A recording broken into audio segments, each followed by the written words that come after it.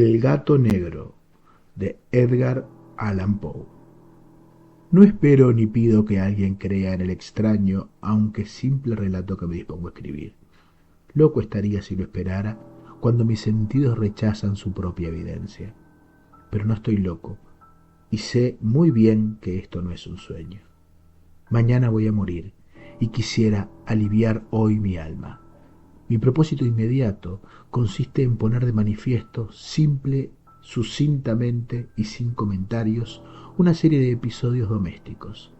Las consecuencias de esos episodios me han aterrorizado, me han torturado y por fin me han destruido. Pero no intentaré explicarlos. Si para mí han sido horribles, para otros resultarán menos espantosos que barrocos. Más adelante, tal vez, aparecerá alguien cuya inteligencia reduzca mis fantasmas a lugares comunes, una inteligencia más serena, más lógica y mucho menos excitable que la mía, capaz de ver en las circunstancias que temerosamente describiré una vulgar sucesión de causas y efectos naturales. Desde la infancia me destaqué por la docilidad y bondad de mi carácter. La ternura que abrigaba mi corazón era tan grande que llegaba a convertirme en objeto de burla para mis compañeros. Me gustaban especialmente los animales, y mis padres me permitían tener una gran variedad. Pasaba a su lado la mayor parte del tiempo, y jamás me sentía más feliz que cuando les daba de comer y los acariciaba. Este rasgo de mi carácter creció conmigo, y cuando llegué a la virilidad, se convirtió en una de mis principales fuentes de placer. Aquellos que alguna vez han experimentado el cariño hacia un perro fiel y sagaz, no necesitan que me molesten explicarles la naturaleza o la intensidad de la retribución que recibía. Hay algo en el generoso y abnegado amor de un animal que llega directamente al corazón de aquel que con frecuencia ha probado la falsa amistad y la frágil fidelidad del hombre. Me casé joven y tuve la alegría de que mi esposa compartiera mis preferencias. Al observar mi gusto por los animales domésticos, no perdía oportunidad en procurarme los más agradables entre ellos. Teníamos pájaros, peces de colores, un hermoso perro, conejos, un monito y un gato. Este último era un animal de notable tamaño y hermosura, completamente negro y de una sagacidad asombrosa. Al referirse a su inteligencia, mi mujer, que en el fondo era no poco supersticiosa, aludía con frecuencia a la antigua creencia popular de que todos los gatos negros son brujas metamorfoseadas. No quiero decir que lo creyera seriamente, y solo menciono la cosa porque acabo de recordarla. Plutón, tal era el nombre del gato, se había convertido en mi favorito, mi camarada.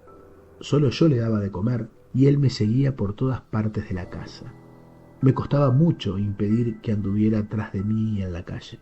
Nuestra amistad duró así varios años, en el curso de los cuales, enrojezco al confesarlo, mi temperamento y mi carácter se alteraron radicalmente por culpa del demonio. Intemperancia. Día a día me fui volviendo más melancólico, irritable e indiferente hacia los sentimientos ajenos. Llegué incluso a hablar descomedidamente a mi mujer y terminé por infligirle violencias personales.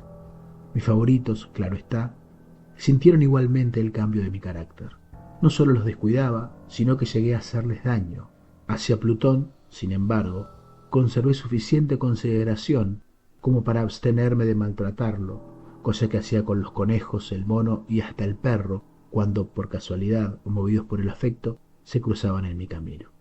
Mi enfermedad, empero, se agravaba, pues ¿qué enfermedad es comparable al alcohol? Y finalmente el mismo Plutón, que ya estaba viejo y por lo tanto enojadizo, empezó a sufrir las consecuencias de mi mal humor. Una noche en que volví a casa completamente embriagado, después de una de mis correrías por la ciudad, me pareció que el gato evitaba mi presencia. Lo alcé en brazos, pero asustado por mi violencia, me mordió ligeramente la mano. Al punto se apoderó de mí una furia demoníaca y ya no supe lo que hacía. Fue como si la raíz de mi alma se separara de golpe de mi cuerpo. Una maldad más que diabólica, alimentada por la ginebra, estremeció cada fibra de mi ser. Sacando del bolsillo de mi chaleco un cortaplumas, lo abrí mientras sujetaba al pobre animal por el pescuezo y, deliberadamente, le hice saltar un ojo. Enrojezco, me abrazo, tiemblo mientras escribo tan condenable atrocidad. Cuando la razón retornó con la mañana, cuando hube disipado en el sueño los vapores de la orgía nocturna, sentí que el horror se mezclaba con el remordimiento ante el crimen cometido. Pero mi sentimiento era débil y ambiguo, no alcanzaba a interesar al alma. Una vez más me hundí en los excesos y muy pronto ahogué en el vino los recuerdos de lo sucedido. El gato, entre tanto, mejoraba poco a poco. Cierto que la órbita donde faltaba el ojo presentaba un horrible aspecto, pero el animal no parecía sufrir ya. Se paseaba como de costumbre por la casa, aunque, como es de imaginar, huía aterrorizado al verme. Me quedaba aún bastante de mi antigua manera de ser para sentirme agraviado por la evidente antipatía del animal que alguna vez me había querido tanto. Pero este sentimiento no tardó en ceder paso a la irritación, y entonces, para mi caída final e irrevocable, se presentó el espíritu de la perversidad. La filosofía no tiene en cuenta a este espíritu, y sin embargo, tan seguro estoy de que mi alma existe como de que la perversidad es uno de los impulsos primordiales del corazón humano, una de las facultades primarias indivisibles, uno de esos sentimientos que rigen el carácter del hombre. ¿Quién no se ha sorprendido a sí mismo 100 veces en momentos en que cometía una acción tonta o malvada, por la simple razón de que no debería cometerla? ¿No hay en nosotros una tendencia permanente que enfrenta descaradamente al buen sentido, una tendencia a transgredir lo que constituye la ley por el solo hecho de serlo? Este espíritu de perversidad se presentó, como he dicho, en mi caída final, y el insondable anhelo que tenía mi alma de vejarse a sí misma, de violentar su propia naturaleza, de hacer el mal por el mal mismo, me incitó a continuar y finalmente a consumar el suplicio que había infringido a la inocente bestia. Una mañana, obrando a sangre fría, le pasé un lazo por el pescuezo y lo ahorqué en la rama de un árbol.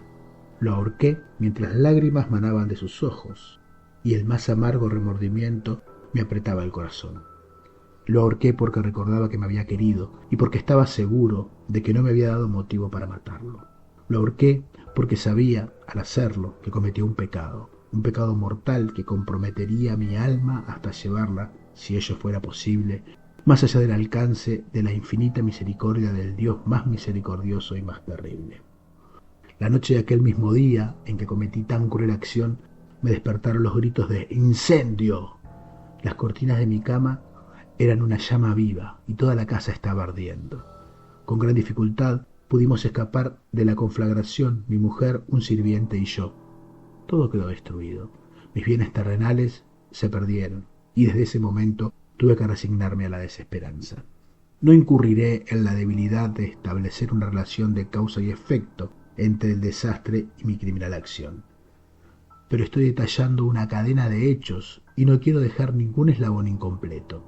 Al día siguiente del incendio, acudí a visitar las ruinas. Salvo una, las paredes se habían desplomado. La que quedaba en pie tenía un tabique divisorio de poco espesor, situado en el centro de la casa, y contra el cual se proyectaba antes la cabecera de mi lecho.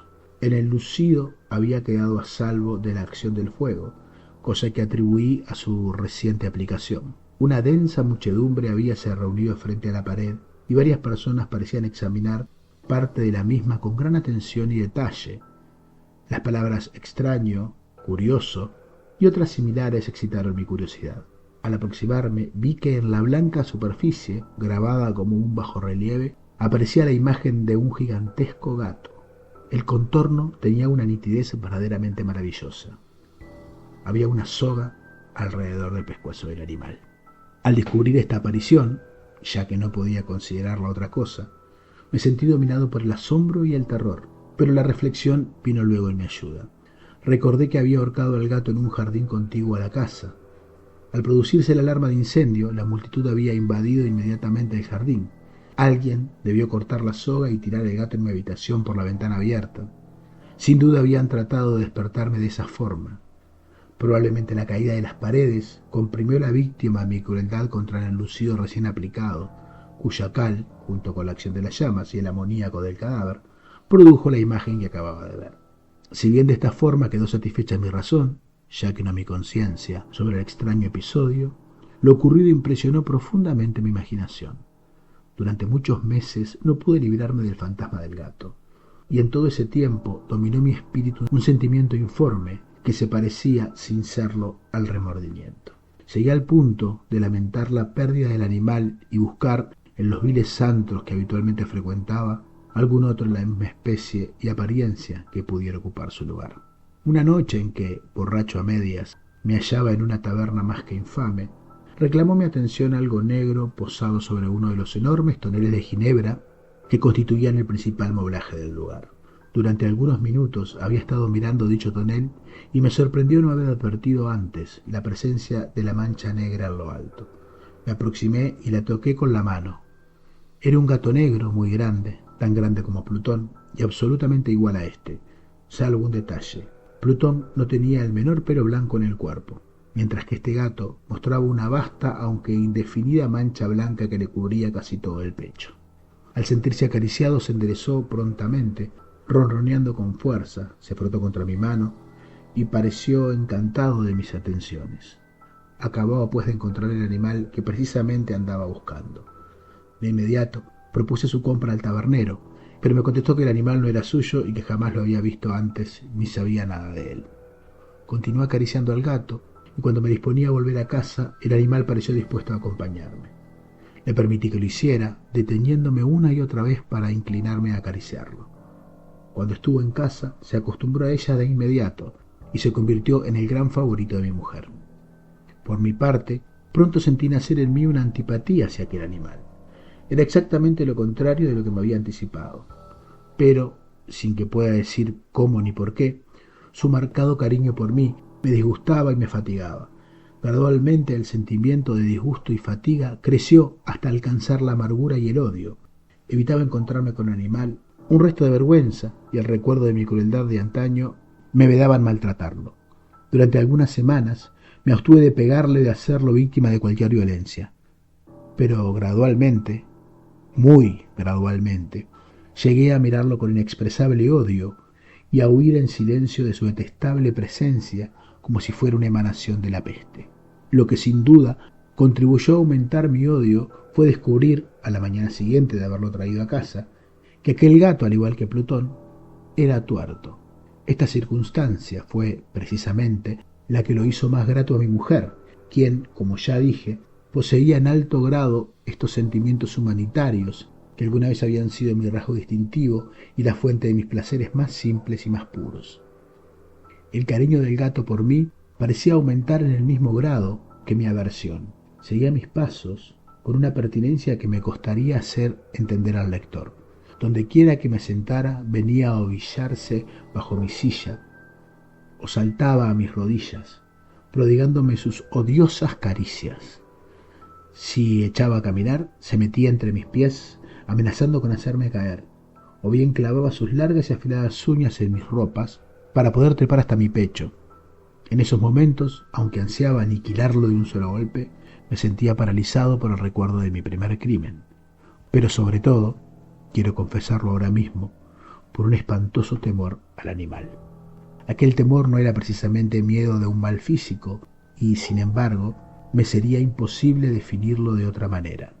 Me siento casi avergonzado de reconocer, sí, aún en esta celda de criminales, me siento casi avergonzado de reconocer que el terror, el espanto que aquel animal me inspiraba, era intensificado por una de las más intensas quimeras que sería dado concebir.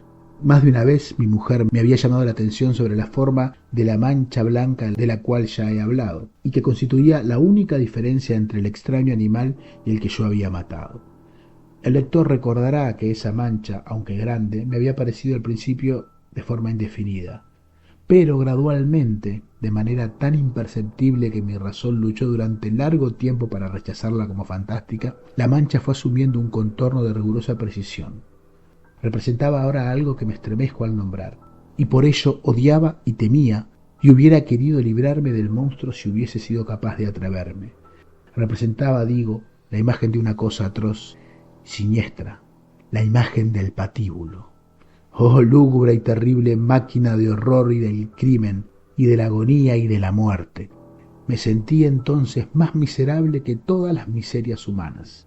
Pensar que una bestia cuyo semejante había yo destruido desdeñosamente, una bestia era capaz de producir tan insoportable angustia en un hombre creado a imagen y semejanza de Dios. Ay, ni de día ni de noche pude ya gozar de la bendición del reposo. De día aquella criatura no me dejaba un instante solo, de noche despertaba hora a hora de los más horrorosos sueños, para sentir el ardiente aliento de la cosa en mi rostro y su terrible peso, pesadilla encarnada de la que no me era posible desprenderme, apoyado eternamente sobre mi corazón. Bajo el agobio de tormentos semejantes, sucumbió en mí lo poco que quedaba de bueno. Solo los malos pensamientos disfrutaban ya de mi intimidad, los más tenebrosos, los más perversos pensamientos. La melancolía habitual de mi humor creció hasta convertirse en un aborrecimiento de todo lo que me rodeaba y de la entera humanidad. Y mi pobre mujer, que de nada se quejaba, llegó a ser la habitual y paciente víctima de los repentinos y frecuentes arrebatos de ciega cólera a que me abandonaba. Cierto día, para cumplir una tarea doméstica, me acompañó al sótano de la vieja casa donde nuestra pobreza nos obligaba a vivir. El gato me siguió mientras bajaba la empinada escalera y estuvo a punto de tirarme cabeza abajo, lo cual me exasperó hasta la locura. Alzando un hacha y olvidando en mi rabia los pueriles temores que hasta entonces habían detenido mi mano, descargué un golpe que hubiera matado instantáneamente al animal de haberlo alcanzado. Pero la mano de mi mujer detuvo la trayectoria. Entonces, llevado por su intervención a una rabia más que demoníaca, me zafé de su brazo y le hundí el hacha en la cabeza. Sin un solo quejido, cayó muerta a mis pies. Cumplido este espantoso asesinato, me entregué al punto y con toda sangre fría a la tarea de ocultar el cadáver. Sabía que era imposible sacarlo de la casa, tanto de día como de noche, sin correr el riesgo de que algún vecino me observara. Diversos proyectos cruzaron mi mente. Por un momento pensé en descuartizar el cuerpo y quemar los pedazos. Luego se me ocurrió cavar una tumba en el piso del sótano. Pensé también si no convenía arrojar el cuerpo al pozo del patio o meterlo en un cajón, como si se tratara de una mercadería común, y llamar a un mozo de cordel para que lo retirara de la casa. Pero al fin di con lo que me pareció el mejor expediente, y decidí emparedar el cadáver en el sótano, tal como se dice que los monjes de la Edad Media emparedaban a sus víctimas.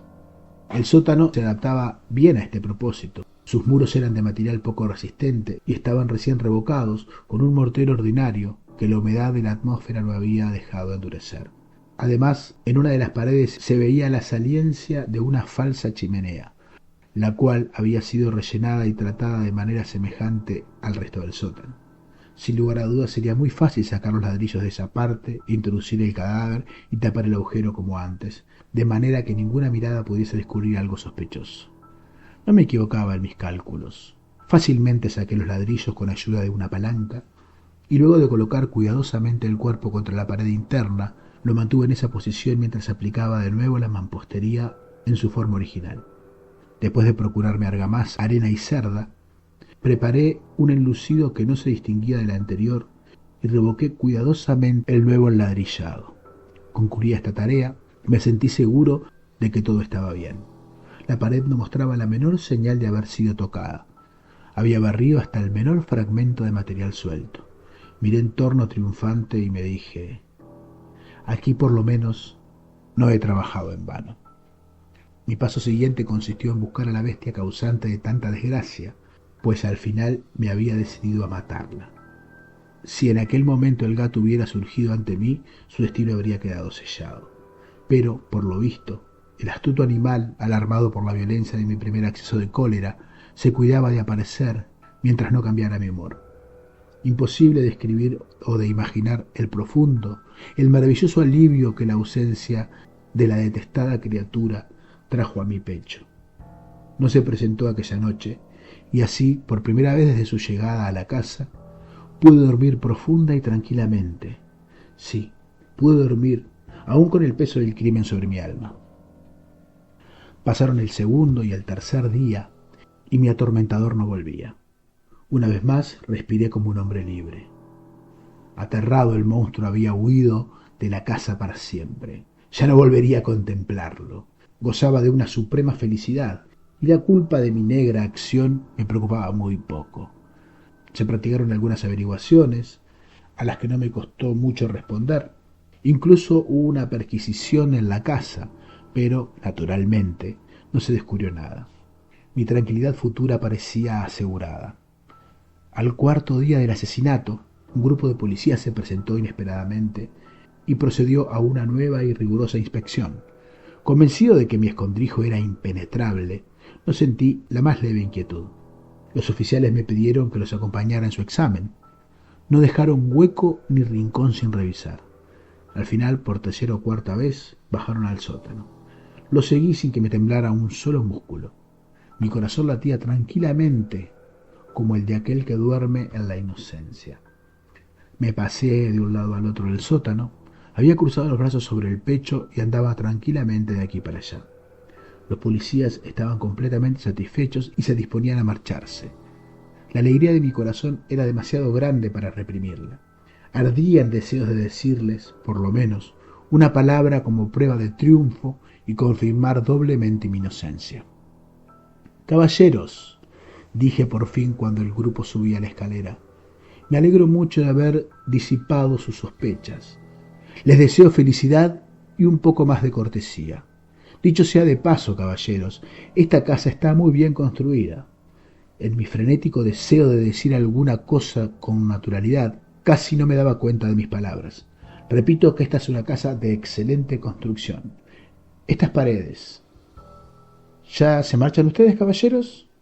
Tienen gran solidez. Y entonces, arrastrado por mis propias bravatas, golpeé fuertemente con el bastón que llevaba en la mano sobre la pared del ladrillado, tras el cual se hallaba el cadáver de la esposa de mi corazón. Que Dios me proteja y me libre de las garras del archidemonio. Apenas había cesado el eco de mis golpes, cuando una voz respondió desde dentro de la tumba. Un quejido, sordo y entrecortado al comienzo, semejante al sollozar de un niño, que luego creció rápidamente hasta convertirse en un largo, agudo y continuo alarido anormal, como inhumano, un aullido, un clamor de lamentación, mitad de horror, mitad de triunfo, como sólo puede haber brotado del infierno de la garganta de los condenados en su agonía y de los demonios exultantes en la condenación. Hablar de lo que pensé en ese momento sería una locura. Presa del vértigo, fui tambaleándome hasta la pared opuesta. Por un instante el grupo de hombres en la escalera quedó paralizado por el terror. Luego una docena de robustos brazos atacaron la pared, que cayó de una pieza. El cadáver, ya muy corrompido y manchado de sangre coagulada, apareció de pie ante los ojos de los espectadores. Sobre su cabeza, con la boca abierta y el único ojo como de fuego, estaba agazapada la horrible bestia cuya astucia me había inducido al asesinato y cuya voz delatora me entregaba al verdugo.